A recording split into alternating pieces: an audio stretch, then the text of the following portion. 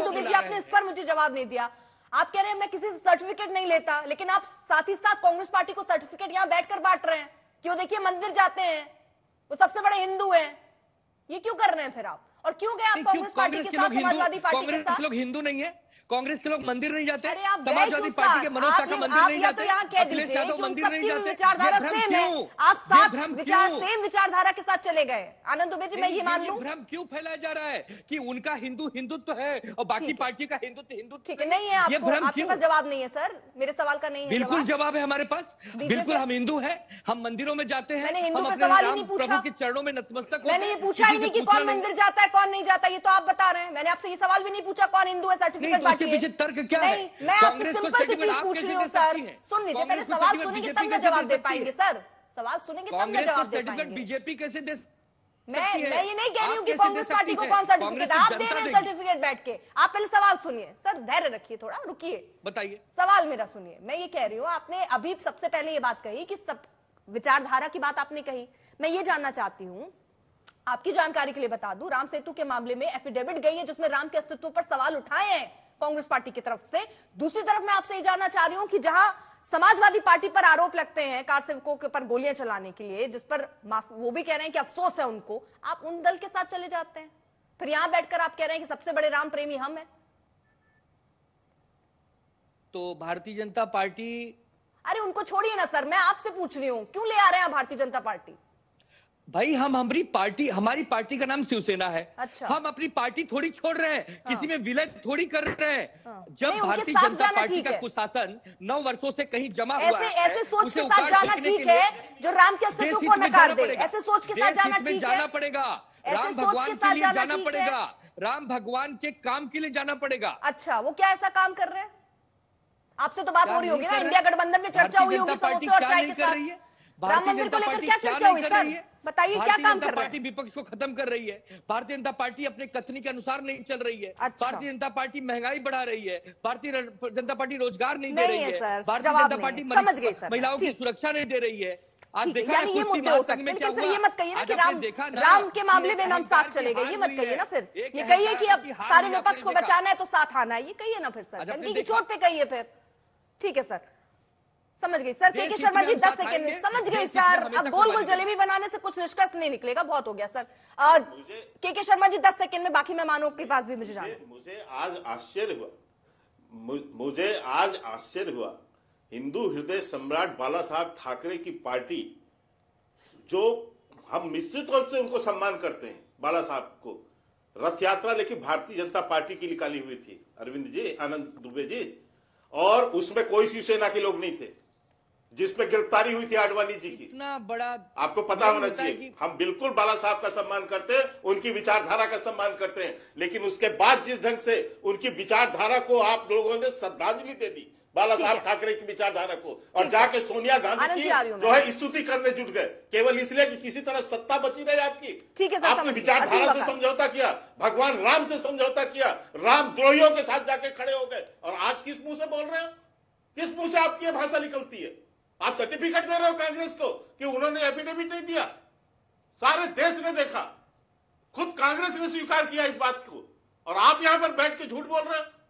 तो बीच में आपको क्यों ना बोला जाए कि आप रामद्रोही हो? ठीक है सर, इसको पूरा देश जानता है।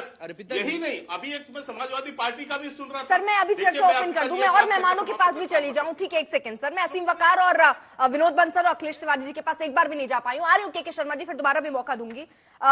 असीम वकार, ये जो बुकलेट अब बीजेपी ला रही है और जिस तरह इसको इतने भव्य कार्यक्रम के तौर पर सामने रख रही है, ये आप मानते हैं क्या कि विपक्ष को एक बड़ा झटका लग सकता है? इसको बड़ा मुद्दा बीजेपी बना रही है और उनके हाथ में एक बड़ा मुद्दा है।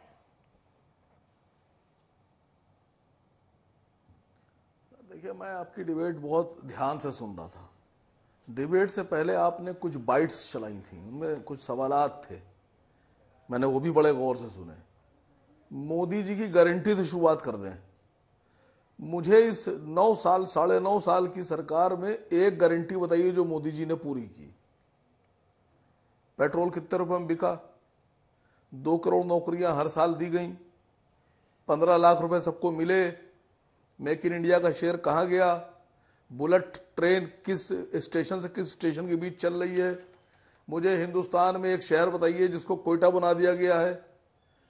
मुझे बताइए कहां पर सिलेंडर 400 रुपए में बिक रहा है। मैं जानना चाह रहा हूं, मुझे बताइए कि कोई अपराधी ऐसा जो विदेश चला गया, धन लेकर वो वापस लाया गया। मैं जानना चाह रहा था। ठीक, कोई गारंटी नहीं है। मोदी जी, गारंटी का मतलब ये हो गया कि अगर मोदी जी ने गारंटी ले ली तो इस बात की गारंटी है कि वो काम ही नहीं होगा। यह है गारंटी मोदी जी की। फिर जनता कैसे चुन रही है उनको? अगर वो गारंटी ना ले तो शायद काम हो जाएगा। वो स्टेट जीतते कैसे चले जा रहे हैं? बता रहा हूं आपसे कैसे चुन रही है जनता, चुन रही है। आप लोग, नहीं, जवाब दे रहा हूं आपको जी।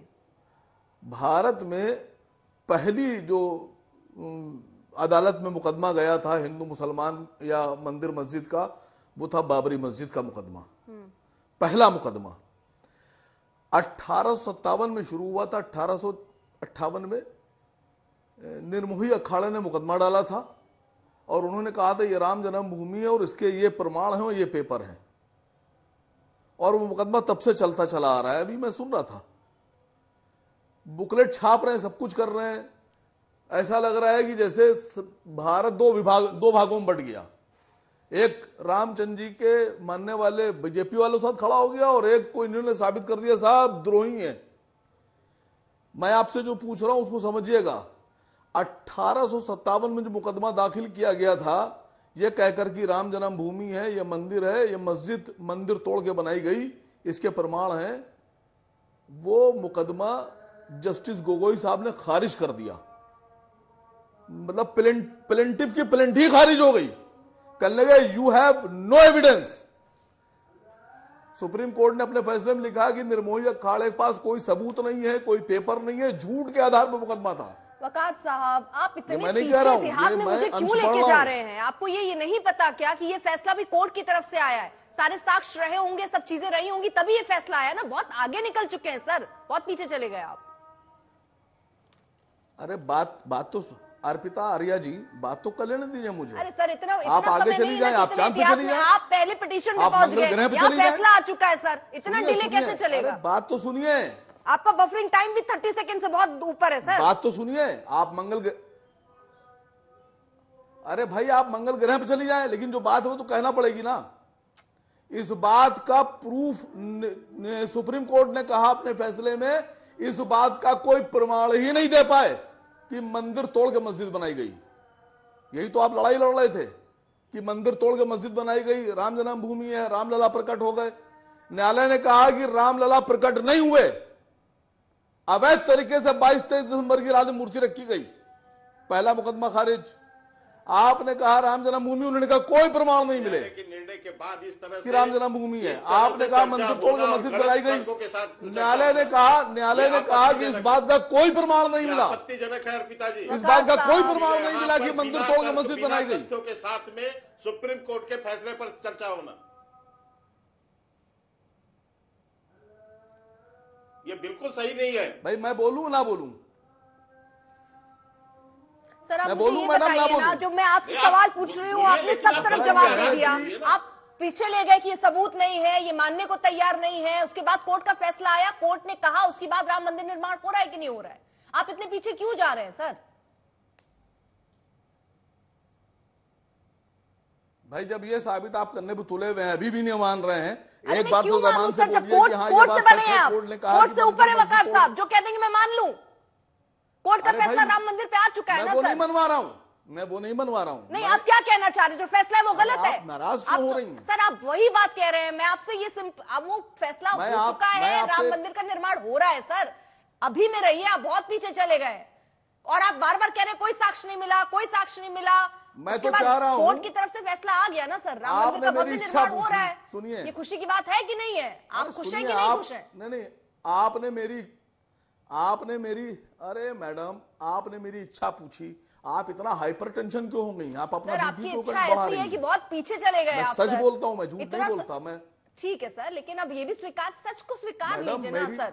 सच को स्वीकारने में इतनी तकलीफ क्यों होती है, मैं समझ नहीं पाती हूँ। बात तो सुनिए कि सारी बातें आप ही बोल लीजिएगा, हमें बोलने नहीं दीजिएगा। सर यही दो बात आप रिपीट पे बोल चुके हैं। कमजोर आदमी होता है वो चीखता बहुत है, वो बोलने नहीं देता किसी को। सर आप पहले अपनी डिबेट वही में जाके आपका देख मोदी लीजिएगा दिखा रही कौन है। कितना चीखता है। खैर मैं मैं कह उस रहा पे नहीं हूँ, जाना चाह रही हूँ, मैं आपसे बुकलेट में- सिंपल से ही पूछ रही हूँ। राम मंदिर का मुद्दा, एक सेकंड सर, मैं फिर से सवाल दोहरा दूं, शायद आप तब जवाब दे दें। सर उतने पुराने में नहीं जाना है, आज के फैसला सुप्रीम कोर्ट का आ चुका, राम मंदिर का निर्माण हो रहा है, प्राण प्रतिष्ठा होने वाली है, ये अपडेट है आज। सर अब मैं आपको वर्तमान में ला रही हूँ, बहुत टाइम मशीन लेके पीछे चले गए।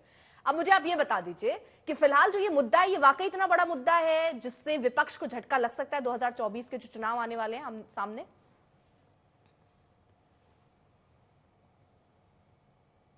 भाई ये बात तो मैंने आज से 7-8 महीने पहले ही कह दी थी। मैं आपको वीडियो भेज दूंगा। ठीक सर, वही चला जब किसी को नहीं एहसास था कि कब इनॉग्रेशन होगा, क्या होगा, मैंने उस वक्त कहा था विपक्ष इनकी प्लान समझ नहीं पाता है। ये आप कहाँ हैं प्लानर फिर? लोग हैं, बड़े प्लानर हैं। आप पक्ष में विपक्ष में? भाई मैं तो इनसे गुजारिश मैं तो कर रहा विपक्ष के हूं। तौर पे मैं सवाल तो पूछ इनसे रही थी, गुजारिश आप कह रहे कर रहा विपक्ष समझ ही नहीं पा रहा है। हूं। मैं इनसे गुजारिश जी नहीं समझ पा रहा मैडम। नहीं आप असल में आप विपक्ष के पक्ष पास में कि विपक्ष में? आप वो तो है ना विरासत विपक्ष। वाली राजनीति कर रहे हैं ये लोग। मैं विपक्ष में हूं, लेकिन जो विपक्ष इंडी गठबंधन वाला है उसमें मुझे नहीं रखा गया है। अच्छा अच्छा अच्छा, मैं बीजेपी के मतलब वो विरोध नहीं में समझ हूं। पा रहे, मैं आप इस तरह समझ गए विपक्ष थे में 7 महीने पहले। मैडम मैं आपको वीडियो दे दूंगा, वाह वकार मैं साहब, प्रूफ दे दूंगा आपको। ठीक। मैंने तो भविष्य में डेट भी बताते डिक्लेयर हैं क्या? कर दी थी जब डेट नहीं आई थी।